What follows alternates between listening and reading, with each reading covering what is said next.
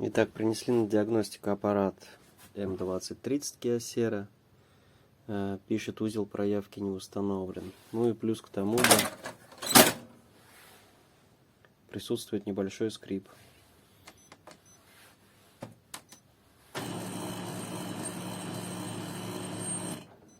Слышно.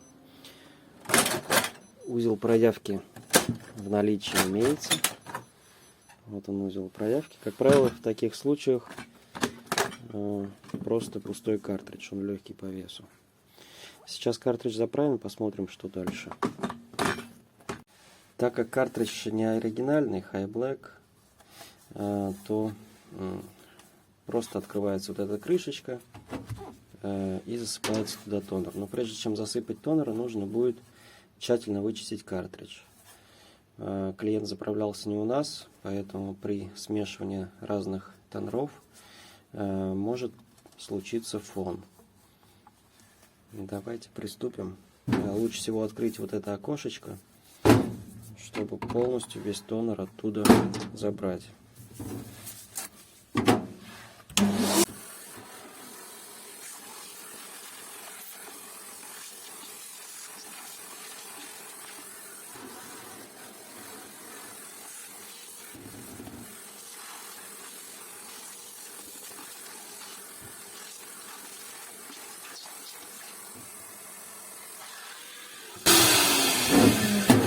Закрываем окошечко обратно.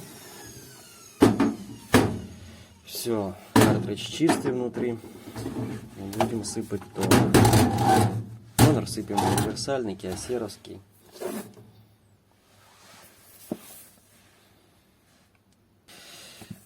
Итак, в этот картридж влезает примерно, может влезть и грамм 400, но я засыплю пока на пробу грамм 200.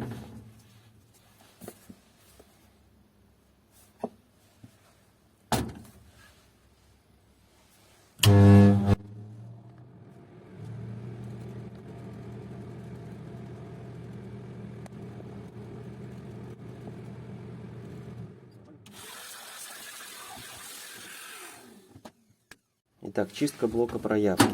Здесь имеется один винт. Откручиваем его.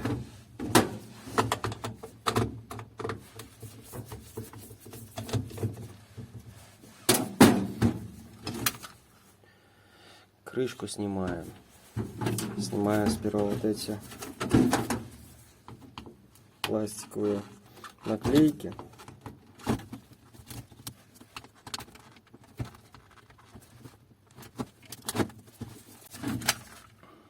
Здесь имеются клипсы. Отщелкиваем их по очереди.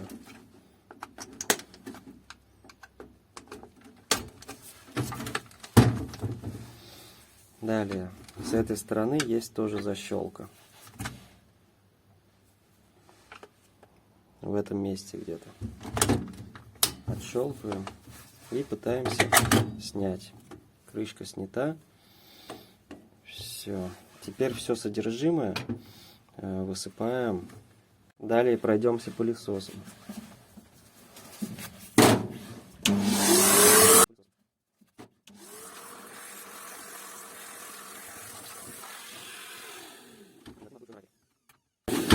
Затем откручиваем ракель. Здесь есть винты. Вот эти два винта нужно открутить.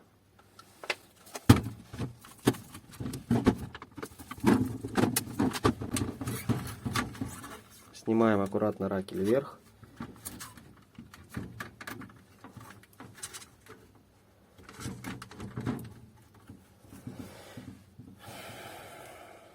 Все, пылесосим его.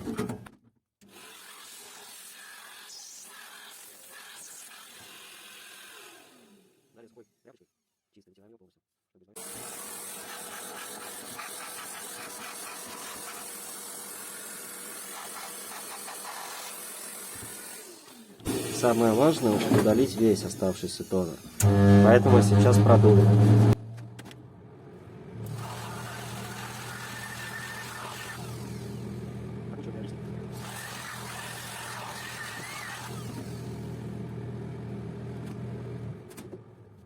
Затем сухой чистой тряпочкой протираем. магнитный вал. Обязательно рекомендую сухой и чистый.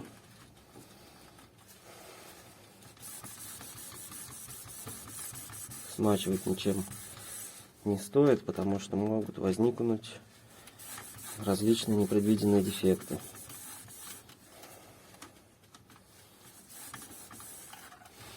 Все протерли, все собираем обратно. Ставим магнитный вал, то есть ракель. Ставится он следующим образом,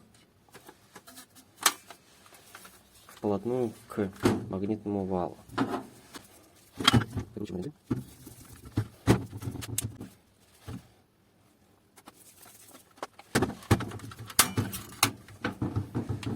Далее почистим также саму крышку.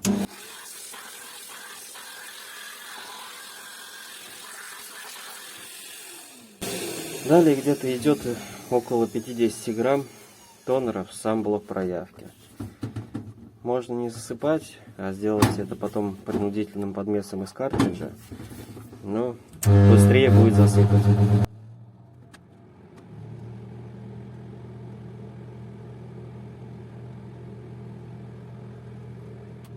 Все, в принципе, этого количества достаточно. Закрываем. Все, обратно крышка, попадаем в пазы. Да, один важный элемент. Здесь существуют такие вот штуки, которые позволяют отодвигать шторку при замене картриджа. Вот эта шторка ходит. Нужно сделать так, чтобы она также ходила при нажатии этого рычага. Итак, взводим. Вот они, эти усики, зазубрены. Нужно взвести назад.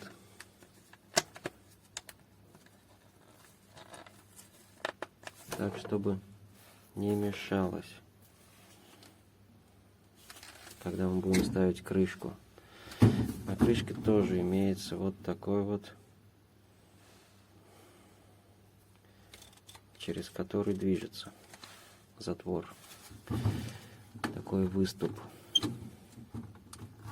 Попытаемся поставить. Нужно еще придерживать отверточкой.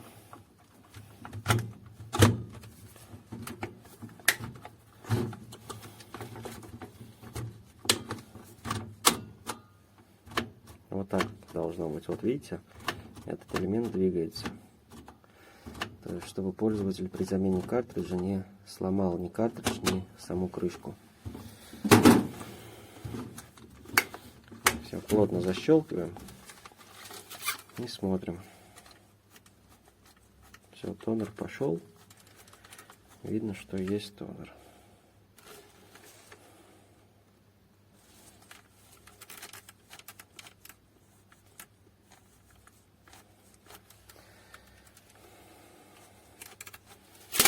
Будем пробовать дальше. Ну и, собственно, просто ставим картридж. Закрываем его и помещаем в центре.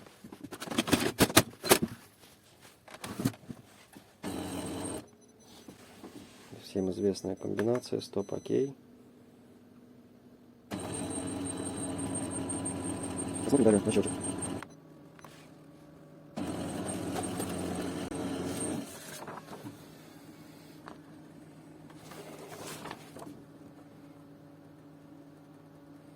Счетчик у нас 41 тысяча, это не очень много для Kyocera. Ну, в общем, грязь, я думаю, идет. С левой стороны полоса, посмотрим, что это такое. Давайте распечатаем карту меню. Там побольше страничек, посмотрим, идут полосы.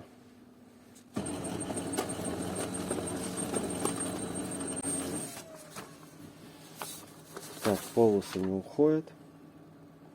Посмотрим состояние барабана.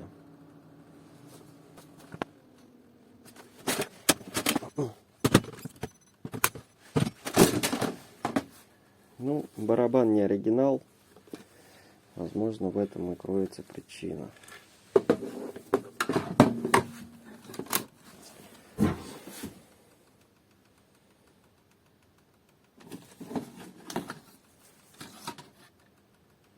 Ну да. Внутри на каратроне есть мусор. Сейчас будем чистить. Так, посмотрим, что из себя представляет совместимый барабан. Наверное, слышно, как скрипит. Не очень я люблю эти барабаны. Но за неимением другого жаловаться не стоит. Так, здесь есть специальная защелка. Вот, смотрите, черная, фиолетовая роли как бы тут не играет. А здесь есть вот такая защелка. Ее отгибаем наверх. Потом нажимаем сюда. И в левую сторону снимаем каратрон.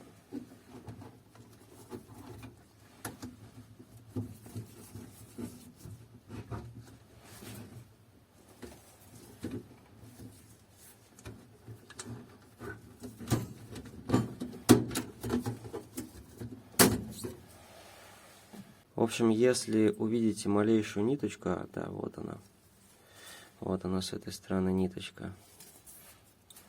В общем, это может служить, ну, в будущем это будет полоса на листе. Лист плохо разряжается, и на него вновь налипает тонер. Вернее, барабан плохо разряжается, на него опять налипает тонер в этом месте. В общем, будем ее чистить, убирать.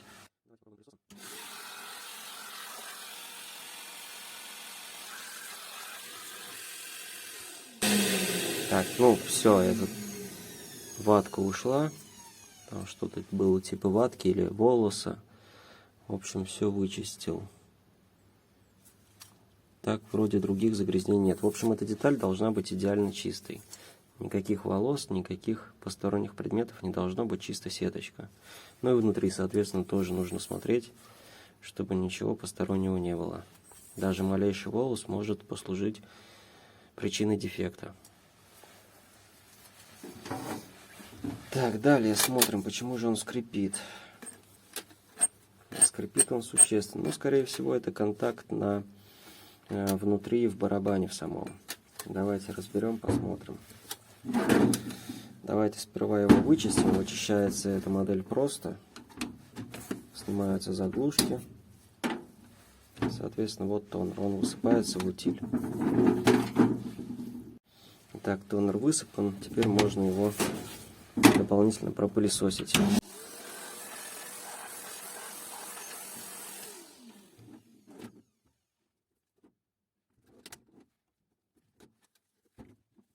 Далее снимаем шторку.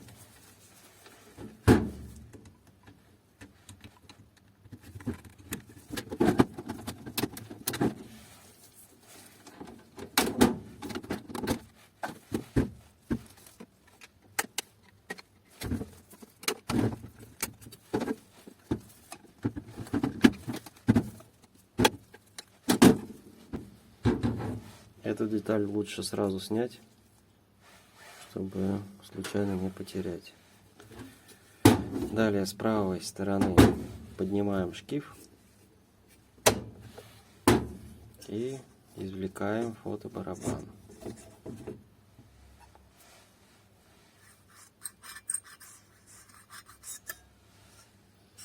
Да, вот она проточка.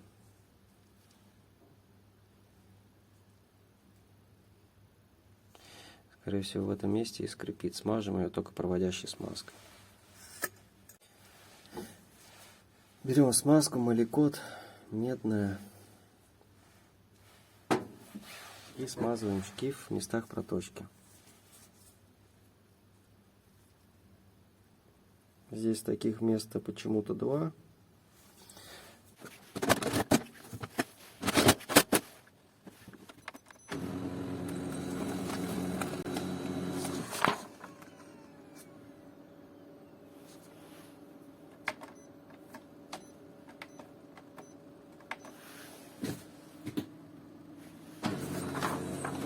Немножко грязновато, но это должно уйти сейчас.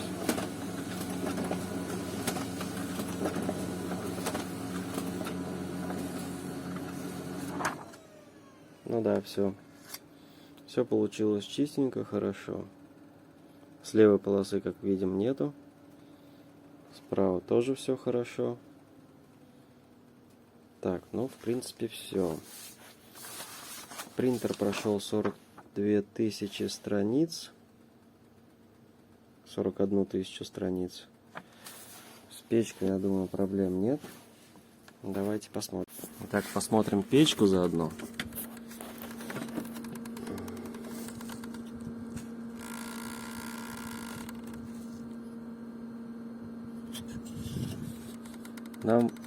Нас интересует тефлоновый вал, который серый, расположен выше резинового вала. Да, в принципе, состояние нормальное. Ну и заодно проверим ролики.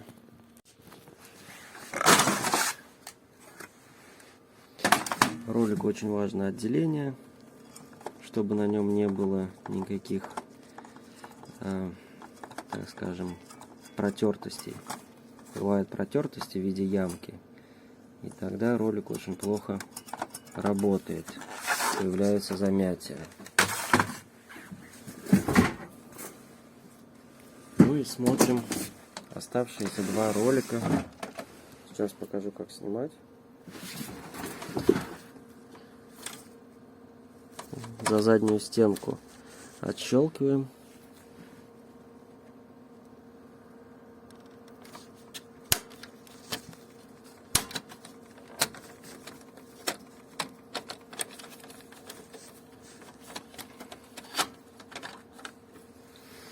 Извлекаем ролики. Ролики уже здесь мененные. Видно, что поставили сюда силиконовый ролик. Считается, что он более износостойкий. Но на нем есть какой-то порез. Но это ничего страшного. Протрем их бензином галошей. Итак, ролики я протер. Рисунок еще имеется. Поэтому в замене они не нуждаются. В принципе, профилактика в данном случае выполнена в полном объеме. Еще протерлись вот эти ролики автоподатчика. Как бы других проблем больше не обнаружено. Всем пока.